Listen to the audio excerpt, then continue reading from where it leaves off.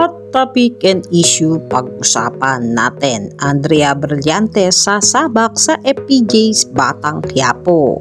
Naging maingay nga muli ang social media dahil sa katatapos lang i-reveal sa Grand Kapamilya welcome ang mga new cast member ng FPJ's Batang Quiapo, lalo na nang ipakilala si Andrea Brillantes na kamakailan lang ay nag-viral din bago matapos ang taong 2024 dahil nag-top 1 si Andrea sa most beautiful face in the world at tinalo ni Andrea ang mga sikat na celebrity sa iba't ibang bansa. Kita naman talaga kay Andrea ang taglay nitong kagandahan at sa pagpasok nga ni Andrea sa FPJ's Batang Quiapo, hindi naman mapagkakaila na gamay na rin ni Andrea ang mga action role dahil sa katatapos na series nitong Senior High na kung saan ay kanyang pinagbibidahan. Nakitaan ng galing si Andrea sa drama at maaksyong ganap nito na kanyang ginampanan sa Senior High, samantalang hindi pa rin malinaw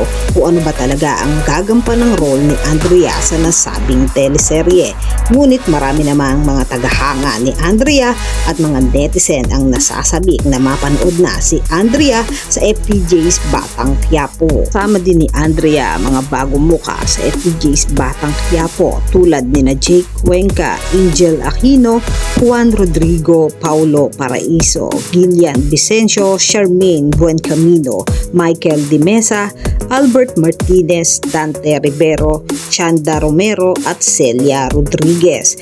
Abangan natin si Andrea sa pagganap niya sa FPJ's Batang Quiapo. Kayo mga katambalan, ano ang masasabi nyo? Mag-comment lang sa comment section at pag-usapan natin.